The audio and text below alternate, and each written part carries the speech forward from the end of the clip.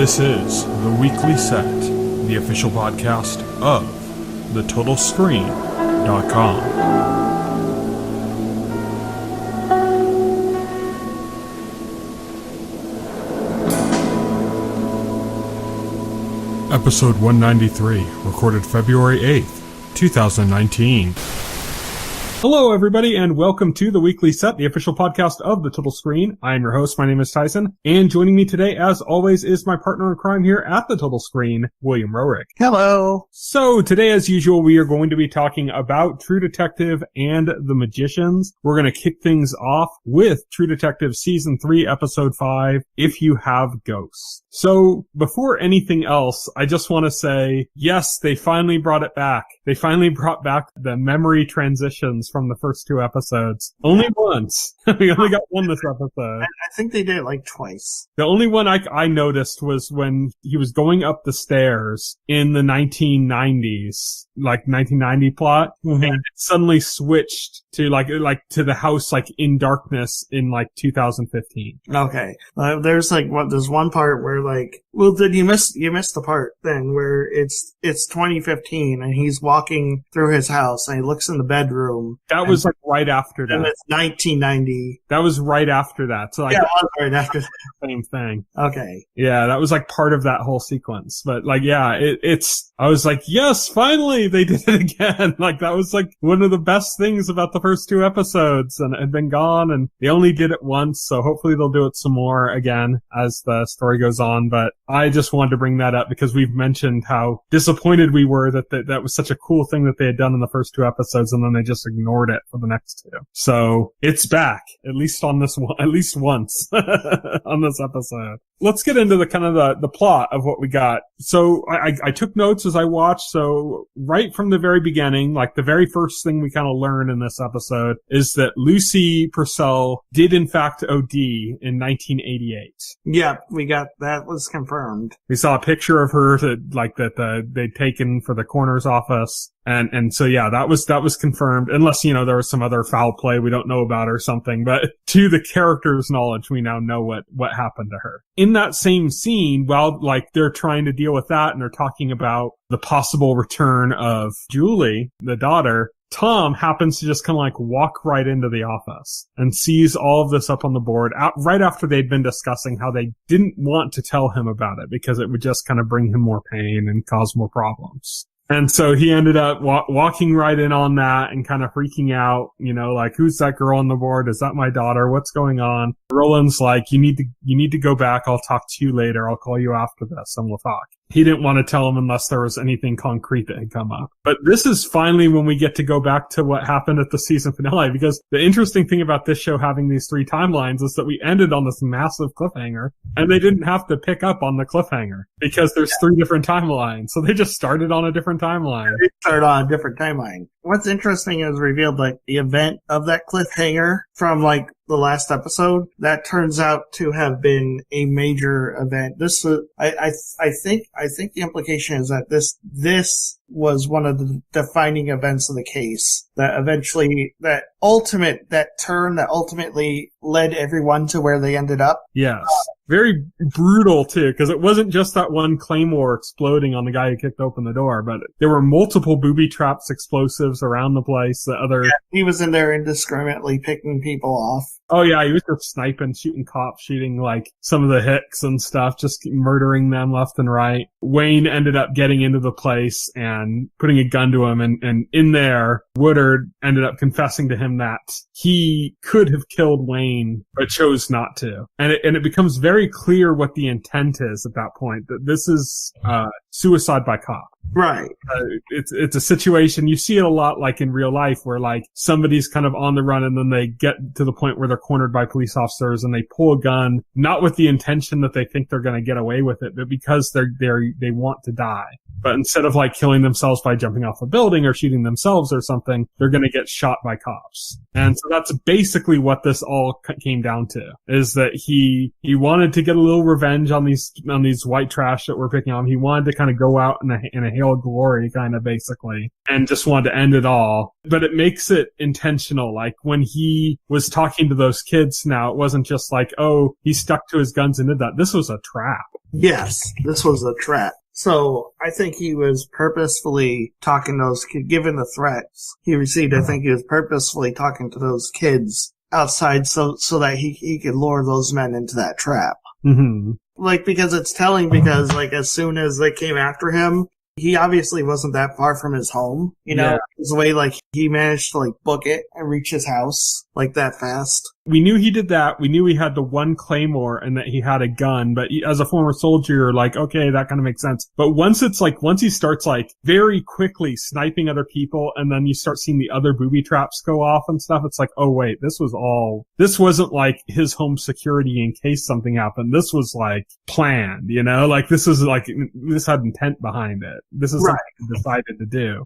And when he's basically goading Wayne into finally killing him, yes. And he kind of picked Wayne as his killer too. Like he was, like you said, indiscriminately killing a bunch of people, but he purposely passed over Wayne. Or at least he said he did. At least he said he did. He's like those taps on the door. He's like, you know, I don't miss. So he was saying to Wayne, like, you didn't get lucky. We should also note that in all of this, Roland ended up getting shot and injured. Yeah, Roland got shot and injured. I think one of the rednecks shot Roland in the leg. Yeah, and everybody else pretty much died. Yeah, everybody else. Wayne and Roland and everybody else died. Yeah. And another thing, this episode confirmed that Roland is alive and well in 2015. Yes. You know, we were questioning where he was in 2015 or what happened to him, and this episode answers that question. Yeah, so it's kind of like the whole ending of the episode is like about that. Yeah. The next thing that happens, though, is we see 1990s again, and now that Tom knows that, you know, his daughter might still be alive, he's holding a press conference. Basically, he's telling her, like, if it's you out there, you can come home. I love you. You can still come home. And if somebody's holding you against your will, you know, somebody like know that we're still gonna look for you, that we're gonna actively be looking for you, and anybody with information, please call. All that stuff, basically. Through this press conference, everything else that's happening, we learn concretely now that Woodard, he's the person that they were trying to overturn the prosecution of in 1980. That, like, we knew that somebody, you know, was convicted of this, and we find out it was a posthumous conviction, meaning, you know, Woodard was already dead, and they resolved the case. So what they wanted to turn over, like in 1990 when they were talking about turning over a conviction, they weren't talking about letting anybody out of prison or anything. They were talking about clearing his name. Right. And you see also at this conference, you see like people are now asking, so does this mean Woodard was innocent? You know, did none of this happen? You also see that, there's two, his kids, Woodard's kids are at the conference as well, but we don't really get much beyond them just being there. Right. We also see in 1990, and this episode was a little bit roughly edited because like they'd cut in such a way that it felt like they were changing time periods, but it would just be like another scene also in 1990.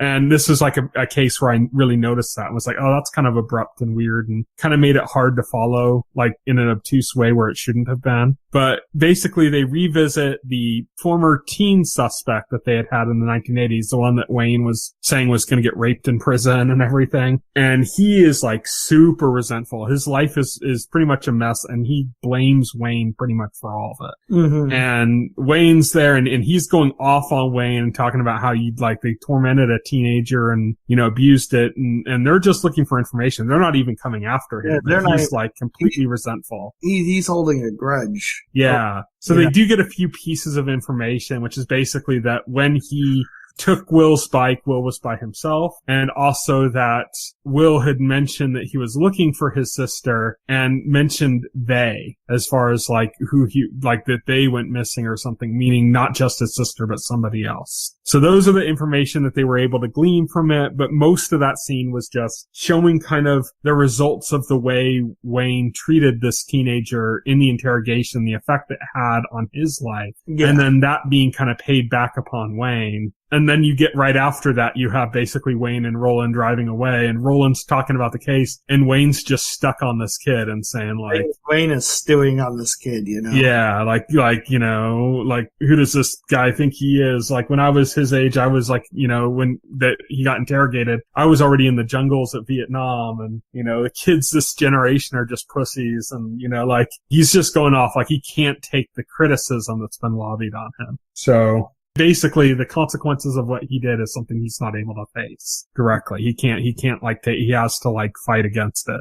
Yeah, he can't accept. Accept responsibility. Yeah, he can't accept responsibility for the way he acted. And we see we see that Wayne's character, he has demons, and he is actually a pretty belligerent person. Let's just put it this way: 1990s Wayne, for that particular era of Wayne, is a fucking dick. Yeah, 1990 is an asshole, and nothing exemplifies this more than when he's having dinner at Roland's house with his wife and Roland's wife, and they have dinner, and the way Wayne treats his wife. They said later it was his girlfriend, right? Because we found out that they weren't married. Oh, yeah, that's right. They weren't. Yeah, it's Roland's girlfriend. Yeah, that's right. It's Roland's girlfriend because they weren't married. But Wayne is his wife and Roland is his girlfriend. And the way Wayne treats his wife during that dinner is just, it's shocking, Yeah, it's like verbally and mentally abusive. He's just basically like she's like, I was going to bring you a copy of the book,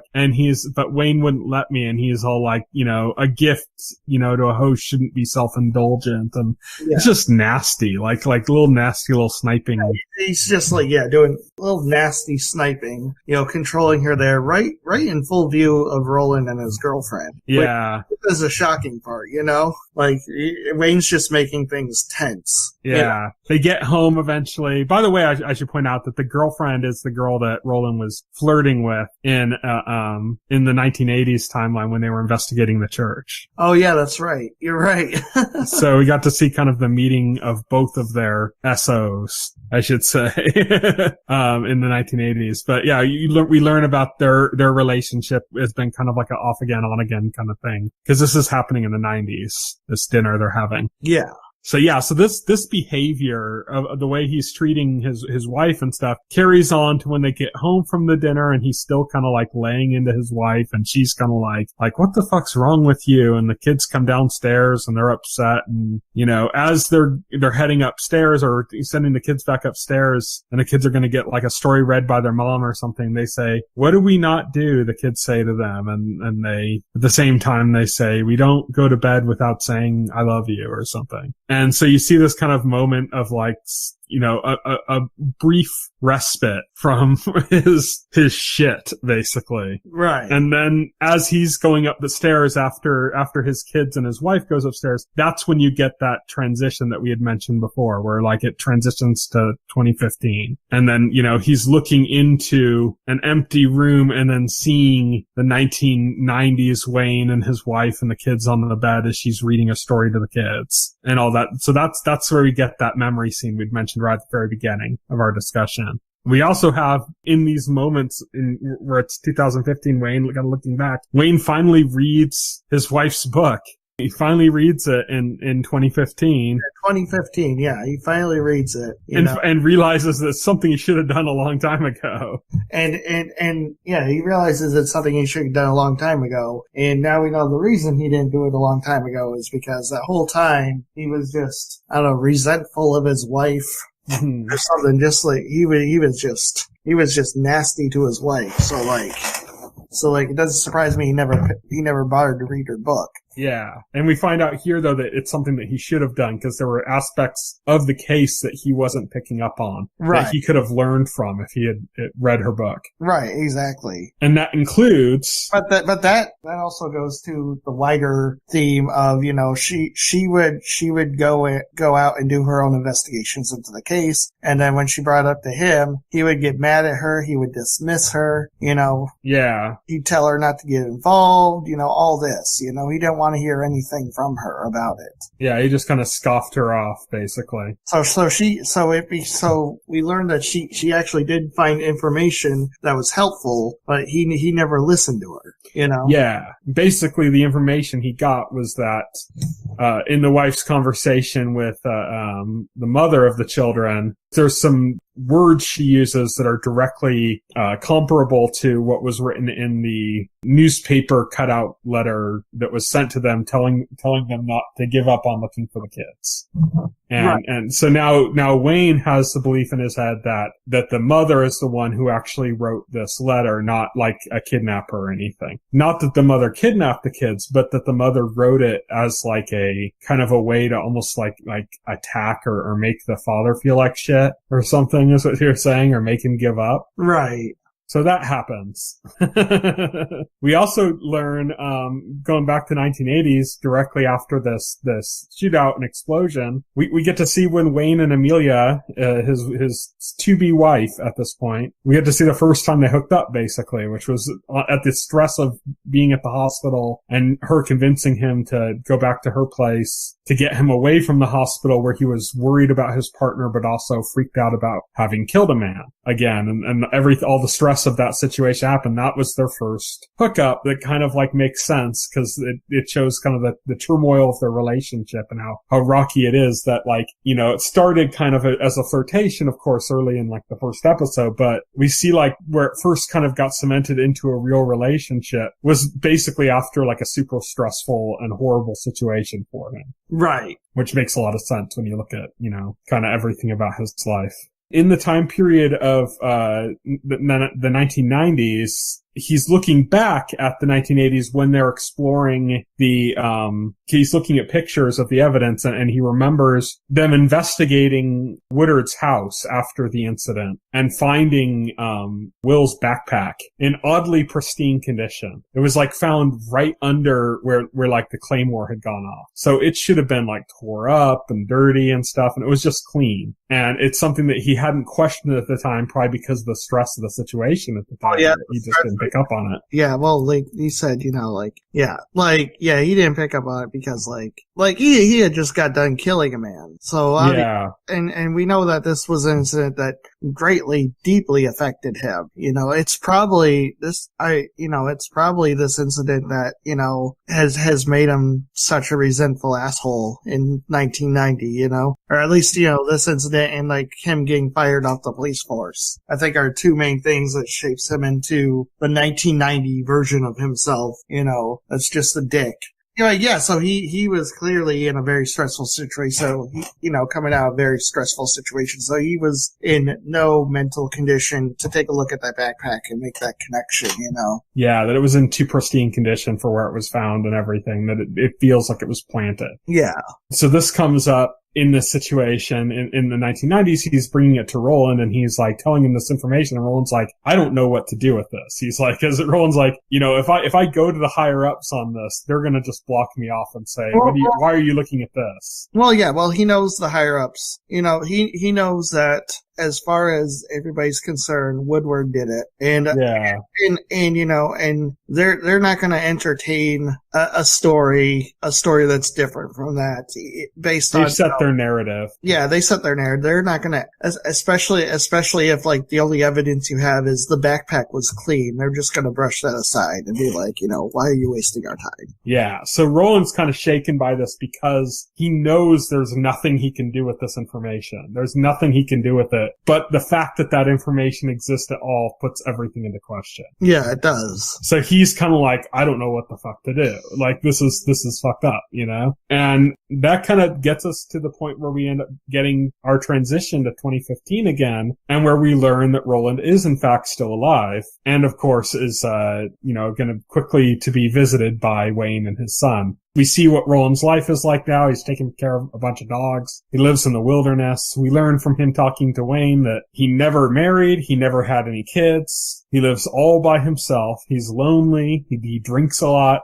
And Wayne kind of criticizes his drinking, and Roland's like, he's like, I don't have a wife. I don't have kids. I don't have a buddy who visits me to talk about old times. Yeah. He's all, I can drink as much as I fucking want. I find out through the scene that Wayne and Roland had a falling out 25 years ago in the 1990s. They said 24, so that would put it, I'd imagine this would be the end of the 1990 timeline, like right around 1991. Yeah. So obviously we know that the 1990, the case, the things once again go south, and Roland and Wayne, go their separate ways. And from Roland's point of view, it's mostly Wayne who goes a separate way. Wayne does something that's pretty atrocious. We don't know what it is. Yeah, it's never addressed exactly what it is, except by the fact that he's bringing up, he's like, and you still haven't apologized. And Wayne's like, I can't, I don't remember. Like, I don't remember what it was that you want me to apologize for. Like, cause he has all the memory problems. And so this is like a fundamental problem with them because, Roland's trying to let it go, but he can't. Cause he's like, you're not even apologizing. You're not even acknowledging what happened. And Wayne's like, well, I can't.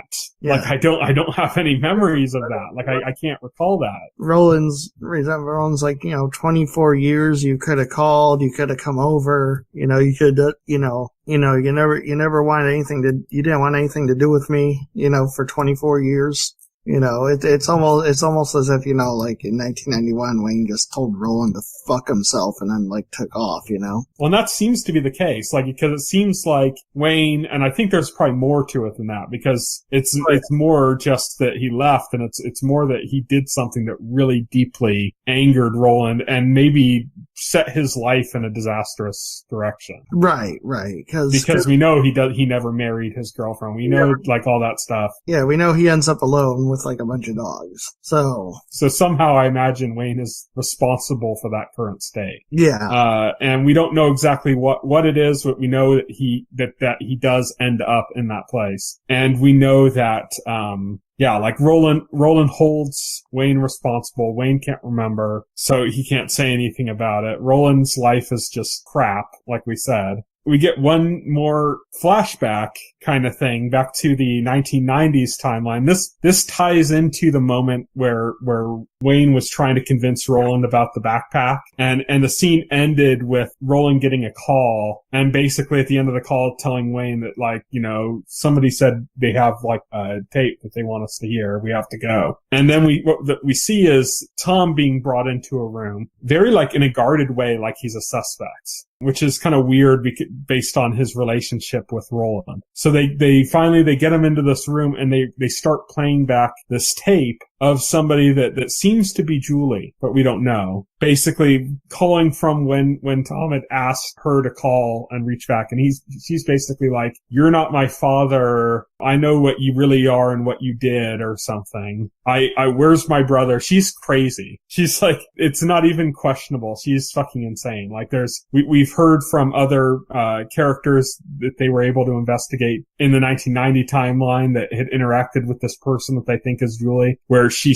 tells everybody that she's a princess from like a foreign country or something. Yeah. She tells everybody she's a princess from like the pink room. Yeah. Yeah, like some crazy stuff. She doesn't seem to understand that her brother is dead. She's like, where's my brother? I can't find my brother. Where's my brother? And she keeps referencing something that her father did, that she knows what he did and stuff. And that seems to be putting a distance between Roland and Tom, who had built up a relationship. And it's weird because we know she keeps referencing something her father did, and also we know that there was that peephole in Will's bedroom. Yes, that we had attributed to her uncle before. That we had contributed to her uncle before. So I don't know. That's some dark implications, but we also know that, whoever took her could have been feeding her ideas. It doesn't sound like she is completely there with the princess thing. And we know that, whoever took her, whoever abducted her is obviously like manipulating her. Mm-hmm. So it's hard to take anything she says at face value because she's been manipulated for so long. Yeah. We also, at this point, it seems that this is the end of Tom and Roland's relationship. Yeah. Cause Roland went from basically like wanting to protect Tom to like basically looking at him as if he's the one that did all of this. Right. And so he's like looking at him kind of with disgust. When we see in the 2015 timeline, it seems that that's still the case, but they're being a bit vague with it. I don't think Tom is brought up at all in 2015. Well, he brings up that guy, like Roland says specifically, like that guy we just mentioned or something, and like he won't say his name. And I think that's in reference to Tom. Like he's saying like he's so disgusted that he can't talk about it. That's what it seems to be, but it's done just vague enough that it could be something else that we're not aware of yet. Like it could just be a complete red herring for something else. But the implication right now seems to be that it's like he's disgusted by Tom and can't reference can't like even say his name. So yeah, and that's basically how it ends, is that we knew that Wayne wanted to see Roland, and he told his son he wanted to see him because he wanted to get his memories straight. And Roland's like, it becomes very clear that what Wayne wants from Roland is that he wants to get back into the case. He wants to solve this case before his memories are just completely gone, before he's just completely senile and can't, think for himself at all anymore. And Roland wants no part of it. He basically says, he's like, if you want to like talk,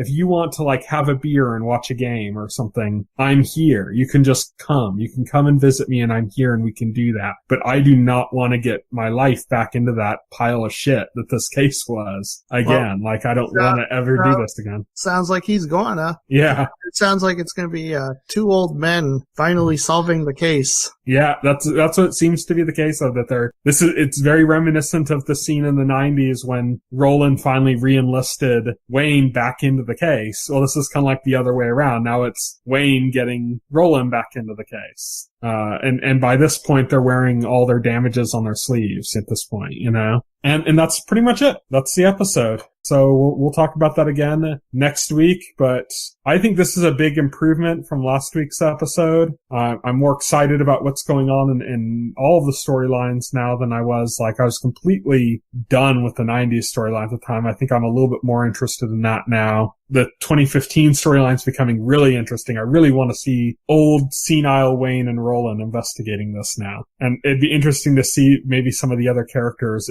to see who's still around at this point, This 25 years later from that point and where they are in their lives, to see if anything's still going on with them. That would be kind of interesting to watch. What do you think? Yeah, I think it'll be interesting to see where it goes from here. Yep, but that's it. Let's go on to The Magicians, Season 4, Episode 3, The Bad News Bear, which is a great title.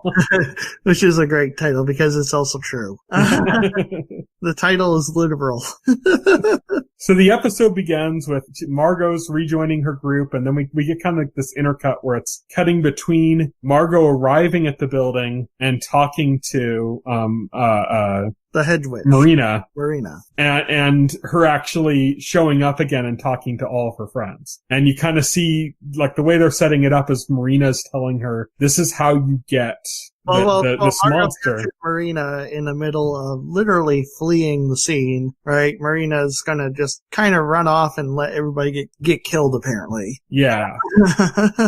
But Marina does give, like, when Margot says that no, she's going to try to help him, Marina's like, oh, well, you're one of those. Okay, well, then I guess there's something I can tell you that can help you. She's like, there's a golden chair, and you get him to sit in this golden chair, and then you ring this bell, and it's going to cause this release of this ambrosia, which is like the food of the gods, and it'll basically, it'll make him so high that he won't be able to concentrate. Yeah, it'll basically knock him off his ass, and so with that knowledge, Margot goes in there. The monster kind of sits on the chair like right away, like doesn't even have to be lured, just sits on it right himself. Yeah, he just sits on it right himself. And then Margot switches gears and she doesn't knock him out with the ambrosia. Instead she tells him, she tells him if he's looking for gods, she knows where a god is and where he can find it. And then she gives him the ambrosia and says, you could even use this to incapacitate him. Yeah. So she does this as like a play to make a deal. Like, if this happens, then you let my friends, all of them, live.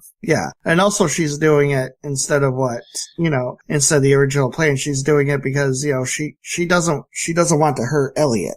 Yes. She's trying to find a way to make the monster leave Elliot and keep Elliot alive. Next up, we have Julia making a demand of Dean Fogg that he cast a locator spell for her to find her friends. She wants to rejoin the group as well. That's pretty much it for that scene. It's just to kind of move the plot forward. There's nothing really to say about that. Anything else? Yeah, it's just to move the plot forward. Yeah, she is criticizing him for, his decision in the way he blocked their memories and stuff. He's making his point, but she's kind of like criticizing him. Dean Fogg goes and visits Alice at the library and basically hints to her without directly saying it that if somehow the spell ends, which he knows it has, because he's like, as we said last week, he had his own memories affected when the spell was transferred to him, and he's back to normal, which means he knows the spell ended. Said if the spell ends, the library is going to be able to use everyone's books to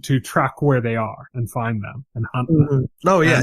So he tells Alice this piece of information so that she can do something with it. And then he takes off and leaves. This kind of sets Alice up on what she's going to want to do next. But before that, so Julia ends up making it back to the group. They made a deal with Marina now that they're going to give her 5 Deweys, because basically Marina admitted that and we'll mention what the Deweys are in just a second, but Marina admitted that she wasn't helping them out of like the kindness of her heart, but because there's a bounty on them at like the real group of people, not like who they were disguised as from that one family that they screwed over last season. And it's a bounty of 3 Deweys, which she then has to explain is the library made these coins that kind of represent magic. So beyond the magic that they're entitled to for in an ambient area that they can use, these coins can entitle them to a greater amount of magic beyond that. Beyond the ambient. Since they're librarians, all of the coins have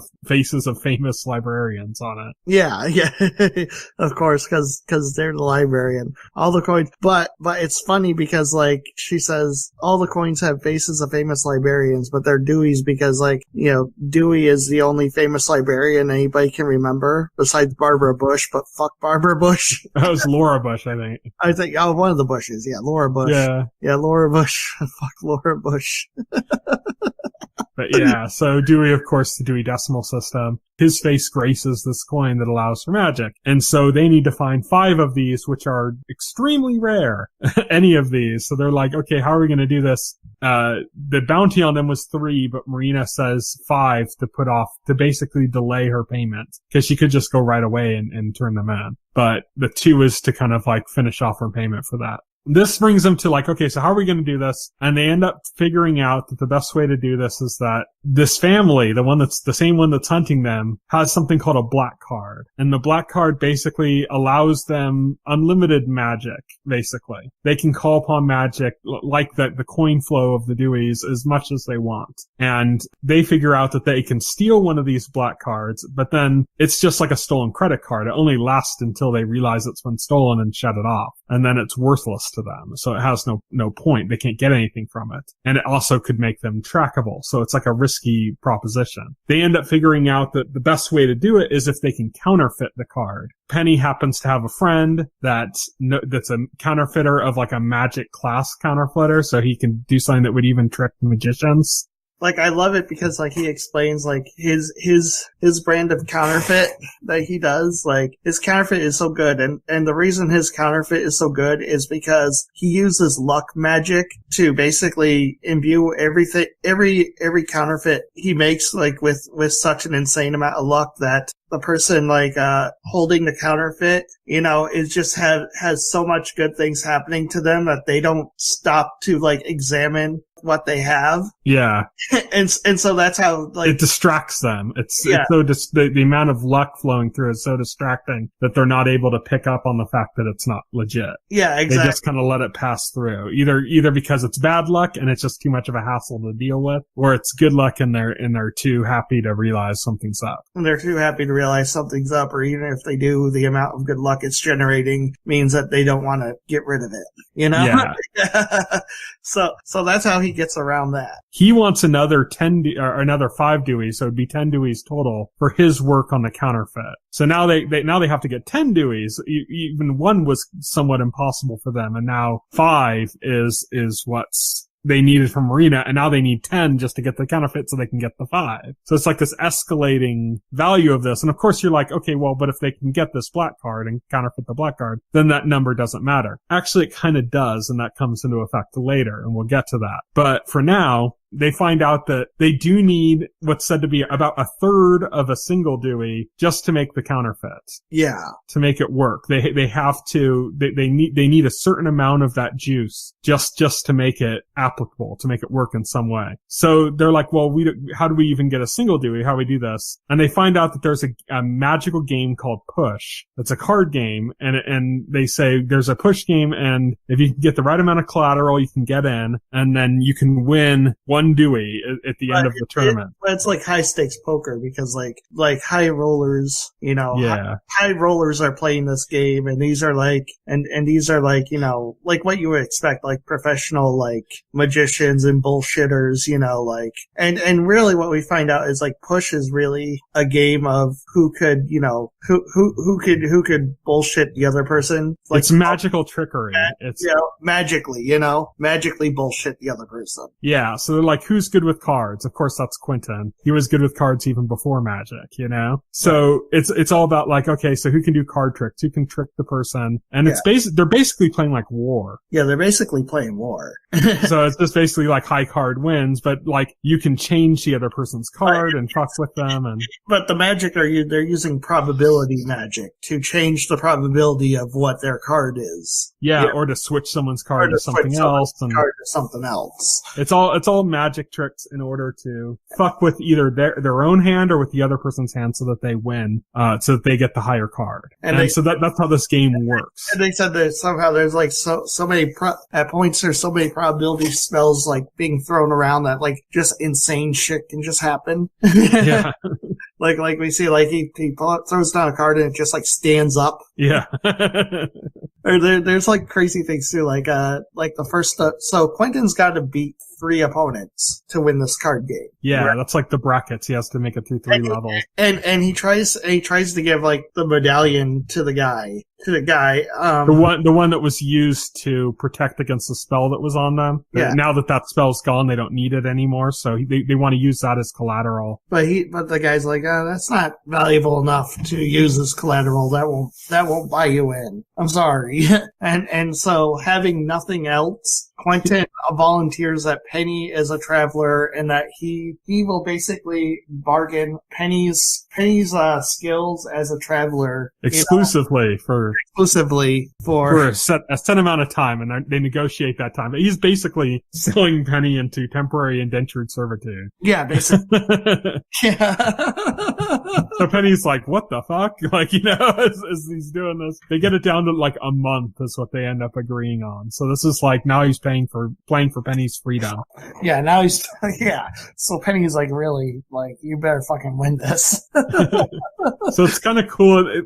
A lot of this, not only this scene, but the next scene we're going to talk about as well, a lot of it is like, plays out like a heist film. Yeah. Like it's kind of structured like that. Like you said, it's them playing in this card tournament where they're like trying to trick each other and stuff. Quentin, of course, is doing well because he's just good with card magic, period. But he gets to the final guy, who's like the guy that took his collateral in the first place, who's really playing more than anything for Penny's service. He wants Penny's service. That's what he wants. And so Quentin's having a lot of trouble on this guy because this guy's good, as Quentin is good too. But Quentin has a big trick up his sleeve, which I thought was really clever. Well, I love like when Quentin's like playing against the first opponent, he wins by changing her card to like the rules of poker card that come in the deck. Yeah. Like that was funny. Like, what the hell is that? And she's like, the rules of poker. There's some cool stuff like that, but like in the final opponent, when he's playing against this guy, I mean, he's having trouble. Like he changes the one guy's card into like Monopoly money. Yeah. And then the guy like swaps the Monopoly money with Quentin's card. So like Quentin loses that hand. So it's like he's having a lot of trouble on it. Quentin does something brilliant though, which is he makes use of the situation that they're fighting against. This whole season's about fighting against, which is that the library is partitioning the ambient magic in an area. So he just does like a weather spell that uses up all the ambient magic. No, he does this on the very last hand. Yeah. Like, the last hand that he has to win.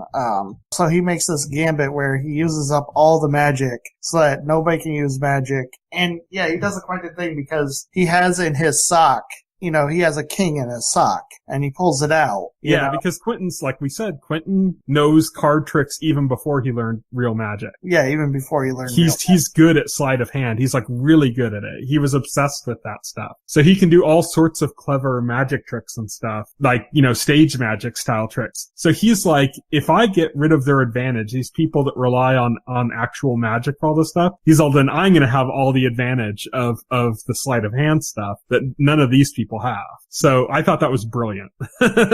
Cause like when he's doing the spell, the guy's like, what are you doing? And then he realizes, oh, you just used up all the ambient magic in the room. And then of course Quentin then has the advantage and wins. Yeah. So they win their single Dewey. And this is like this high stakes game. So think about like how much these Deweys are worth. If this huge thing, this huge event, this high stakes game with all these people that they're playing against was for a single Dewey. That just tells you like how much these things are worth here. And now they have to get 10 of these. So this plays into it, like something we're going to get to later of like the significance of how much this is. Because now they have to steal a black card and make the counterfeit copy of it. Then they have to sell that, sell that they have this. I mean, sell, not literally sell, but like they have to play it off that they have this card. So the first thing they have to do though is make this card. They end up using Penny and Katie. Katie, of course, knows some sleight of hand too, but more in the theft sort of way. And Penny, of course, is, a traveler, so he can do some things because of that. They end up finding somebody with the black card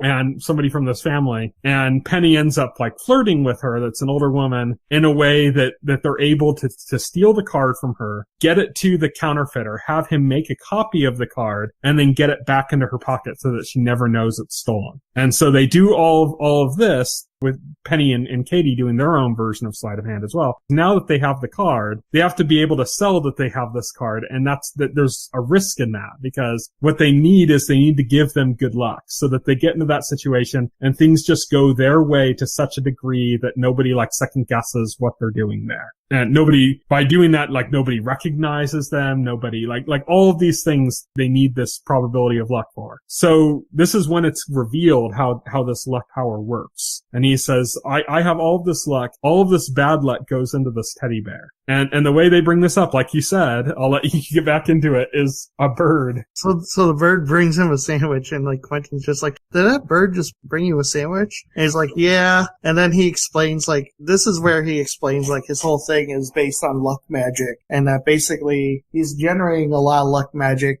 for what I explained earlier. But there's a side effect, because there needs to be a balance or an equilibrium. So if he generates a lot of good luck, then that means there's also got to be a lot of bad luck. And what he does is he puts all this bad luck into an object, like, say, a bear, a teddy bear. The bad news bear. Yeah, and that's the bad news bear. And he says, and basically he says, like, if they're going to hold an object imbued with luck, like the counterfeit black card that they have, then somebody has to hold the bear with the bad luck to counterbalance it, Mm-hmm. So basically he's like, so somebody has to hold that, and they're going to have a really bad day.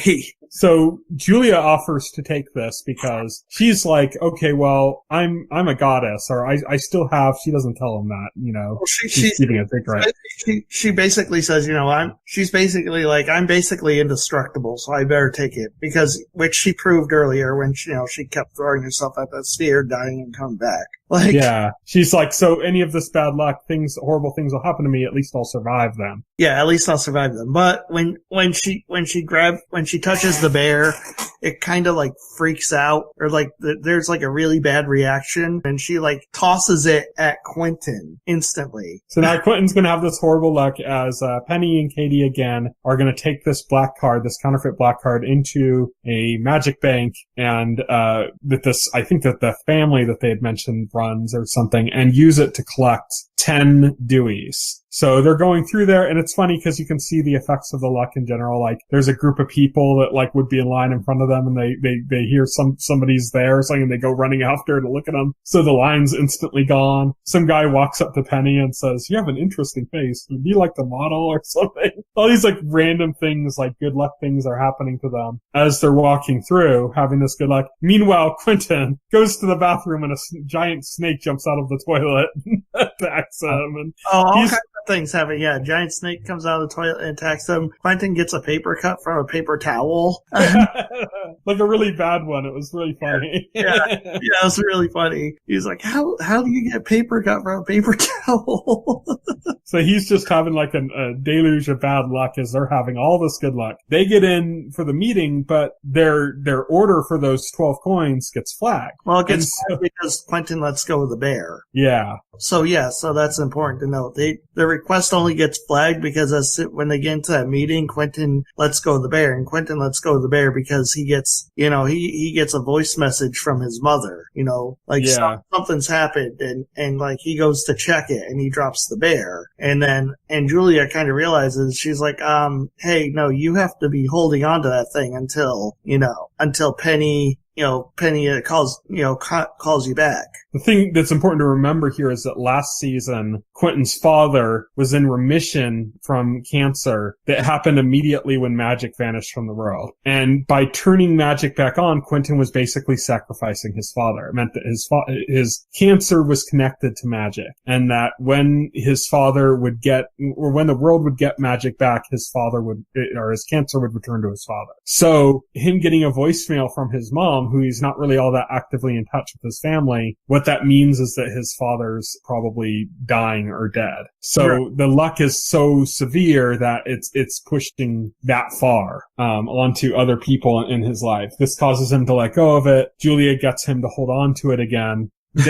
I should also point out that Katie and Penny decide that they're going to go for an additional 2 Dewey. So they're going to go for 12. And this also plays into the severity of the bad luck affecting Quentin, because if you're asking for more, the side effect's going to be greater. That's just what's going to happen. Yeah, you're asking for more luck, and so that means, again, more bad luck. So what it seems to be is that them asking for more is basically what caused his bad luck to get far enough that he got the voicemail. Right. And the voicemail caused him to drop the bear, which caused the card to get flagged. But he ended up grabbing the bear again, and instantly, like, the guy who comes in to check the request because it's been flagged. He's a member of this family that they dealt with last season, so he knows them. He knows them, but he knows them, so he can recognize them right away. But instantly, as soon as Quentin grabs the bear again, something gets in his eyes start getting messed up.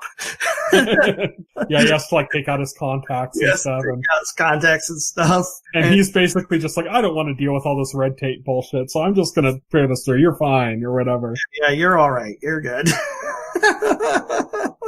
So they get the coins, and then they send the message to Julia to let her know that it's done, and she has Quentin drop the bear. And now the whole thing between Quentin and Julia is, should Quentin even check this message? Like, what does it mean? Did the fact that it happened because of the bad luck that he was, or likely because of the bad luck that he was incurring, does that mean that it's set? So, if he picks up, is he going to learn something horrible? Or does the fact that he didn't hear it until after the bad luck passed, if that's going to be okay? So this is the debate kind of that they're having on this. Yeah, we don't know what's happened. It's not revealed in this episode. Meanwhile, Alice is trying to escape with Santa from the library's jail cells, and she wants to get everybody's books, and steal them. And also Santa wants to get his book and steal it as well, and then they're going to escape.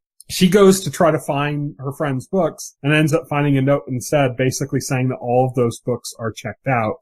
And she comes to the realization that they're going to fill in the blank spots that are in their book, because there was a big thing in the last season about how all of these people had these big blank spots in their book. That's what was learned in the poison room, I think. where that one girl ended up dying that went with Penny into the poison room. Yeah. And that's where they kind of learned that like all of these books have this huge blank spot and like this catastrophic event that happened. And now the library's gonna like somehow, we don't know what that really means, but they're gonna like fill in the blank spots on their books. Sure. So we don't know exactly what that means or what that entails yet, but basically she can't get the books. That's the gist of the problem. Santa's found his book, so he's like, come on, we gotta go. He's like, it sucks about your friends, but we don't have time. We gotta go. And she's like, I can't leave my friends with their books still in the library. So you just go. Sorry. He takes off. We have a great scene where you see from outside like a librarian on like a smoke break or something, and you just see Santa's sleigh go shooting off in the distance. And the librarian's like, what the fuck? Yeah. Santa escaped.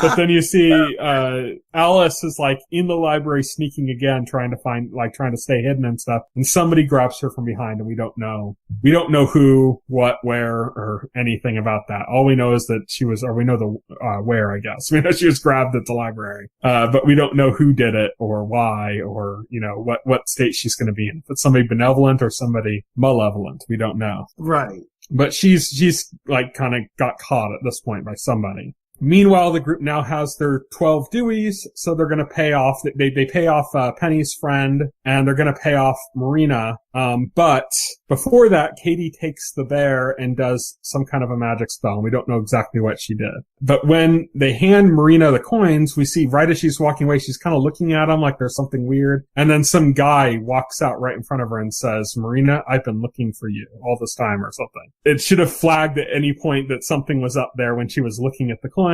But what seems to be the case is that Katie transferred all that bad luck to, or the whole spell maybe even, over to the coins that they gave Marina. So that, it seems like that she transferred the whole spell, I think, because she also has good luck, because as she's walking away, she gets like a puppy to replace Cancer. Remember Cancer Dog from season 1? I remember Cancer Dog, yeah. She gets her replacement puppy for Cancer Dog. Somebody just gives her, it's as a piece of good luck. And she returns to this apartment now with Marina on, now in some kind of severe trouble that we're not sure what it is. Katie's like, this is now my apartment. Yes. It's mine now, bitches. So it seems to have transferred that spell somehow. Meanwhile in Fillory, Margot had been trying to get Josh to betray Bacchus. Yeah. Josh was really reluctant. She kept pushing on it. He tries to do it once. He makes him like the margarita, and Bacchus is about to drink it. He knocks it out of his hand, and he's like, no, I peed in it. Bacchus is like, oh, okay, man, or something, and he can't do it, so he goes back. Margot instantly can tell that he didn't do what he was supposed to do. Margot is like, stop being such a nutsack. Well, she says the great line, which is, it's kind of like a feminist take back on the term pussy. Yeah. Where she says, start acting like a real pussy and take one for the team. Yeah, exactly. So she's kind of using like a reverse version of that word. Stop being a nutsack. And then she's like, oh, were you expecting me to say pussy? Yeah. So she finally convinces Josh that he has to do it, that he's being weak by not doing it, that he needs to do it because that's what everybody needs for them to survive this situation. So he does it. He ends up finally betraying Bacchus, giving him the drink, and Bacchus is incapacitated. And then the monster takes, Bacchus and kills him, cuts him open, and pulls out some organ from his body. Organ glowing with power, so. Yeah. Very full of Bacchus life force or whatever. This is something having to do with what they apparently stole from him. Yeah. Or part of what was stolen from him. We don't know what that is yet. We don't know what that is yet. There's also a great scene with Margot and the monster where she's trying to suss out if Elliot is still in there, and she basically suggests that he could leave Elliot, and go into somebody else, and he basically says, no, I love this body, especially, knowing that you care about it and stuff. And yeah. What's interesting, because he makes the argument that he needs, like, friends, that's, like, the only way this can work. Right. For him. That he needs friends in order to stay, like, balanced or something. And that the way Josh was reacting to Margot as being kind of like a great friend and a shitty friend at the same time, and saying that that's kind of like, that they're like the same, because he's like that too. Yeah. And he's like, cause I love you guys and want to be your friend or something, but, I'm also going to kill everybody around you. And so he's like equating that as like the same thing. And, so yeah, he doesn't want to give up Elliot's body. And so even after he's gotten this organ out of Bacchus, he's not kind of willing to give anything up yet. Yeah, he's not willing. He basically says, why would I ever leave this body? Yeah, because I like the way people look at me when I'm in this body. Yeah. So he's going to continue hunting. He's continuing to hold all these people under, all of our characters under his thumb. And, we don't know what the state of Elliot is. If Elliot's dead or if Elliot's like alive somewhere in his head. According to the monster can't let Elliot out to speak. Right. Or something to even do it. So we don't know if that means that Elliot's already dead or if that means that he can't do it without relinquishing control, and he won't do that, We don't know what it is. He won't do that. Yeah, so we're just not sure what that is. So with the episode ends, we know that the monster's now on better terms with the characters, but he's still not relinquishing Elliot, and he's still not letting them out from under his thumb. No. We know that Marina was confronted by somebody after being exposed to very bad luck. So she's in a bad position. We don't know exactly what that is. We know Alice was captured by somebody. We have no idea who that is. Yeah, we have no idea who that is. So we got a lot of unanswered questions going into next week. Yes. Not to mention Katie and her kind of position now and her power play. And what that means. And the 2 coins she has left over. The 2 Deweys she has that she and Penny got. But that's it. That's what we have going in. Exciting episode, I thought. I thought it was, all the stuff with Bacchus was done in such a brutal way. It was so horrific when Elliot was like cutting him open and stuff, and he was like basically begging, like, you don't have to do this. And he's like, we took you and we put you back with your kind, and not Elliot's like, I ate all of them or something, and Bacchus is like, you're kind of proving my point here.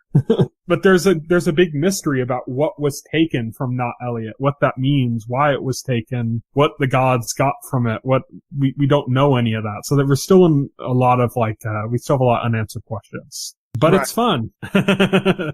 It's the Magicians. It continues to have a lot of good humor moments in it, and it continues to be like a fun kind of compelling story to watch. But that's it. We'll talk about more next week. Until then, here's what's coming up in the week ahead. So we're recording this on Friday, February 8th, 2019. And today, Pen 15 came out on Hulu. One Day at a Time returned to Netflix. Big Mouth, My Furry Valentine, the Valentine's Day special, came to Netflix. Unauthorized Living came to Netflix, and White Dragon came to Amazon Prime. On Saturday, February 9th, 2019, The Break comes back to Netflix. On Sunday, February 10th, 2019, The Walking Dead returns to AMC. On Monday, February 11th, American Dad returns to TBS. On Tuesday, February 12th, there's a show called Miracle Workers coming to TBS that actually looks really funny. Have you seen any of the ads for this?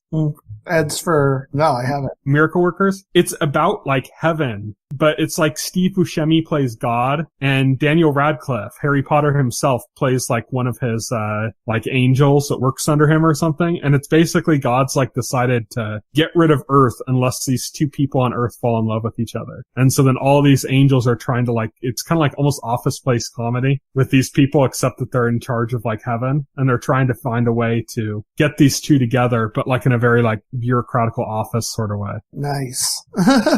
So it looks really funny. That's kind of TBS. I mean, mainly it's got Daniel Radcliffe and Steve Buscemi in it. So that's like 2 big names. Yeah. Sounds great. Yeah. Also, Boomerang I don't know if you've ever seen the movie Boomerang with Eddie Murphy, but they're doing an adaptation of that on BET as a TV series. On Wednesday, February 13th, 2019, Weird City comes to YouTube Premium. It's like an anthology series. Each episode is its own story. It's got a few big names attached. It'll be interesting to see what goes on with that. YouTube Premium is slowly becoming more relevant. They're not like up there with Netflix, who have just like shitloads of content, or Hulu, who's been getting a few good things, or even Amazon Prime. But, you know, they had Cobra Kai, they had Wayne, and now they have this Weird City show. So they have a few that are looking kind of interesting. Right. Then on Friday, February 15th, 2019, Proven Innocent comes to Fox. Doom Patrol comes to DC Universe. Are you going to get DC Universe for Doom Patrol?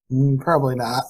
I'm thinking maybe. I might do the free trial and check it out. Yeah, I don't know. I will. Because Young Justice is on there too. Yeah, that's true. So the new episodes of that, you know, I don't really have interest in Teen Titans, or Titans as it's called. That didn't look great, but I might check it out for Doom Patrol, or I might save the free preview for when Swamp Thing comes out. I think some of that's going to be worth checking out. I don't know if it's going to be worth paying month to month, but it might be worth getting like 1 month or something and just watching as much as I can. Well, you can let me know.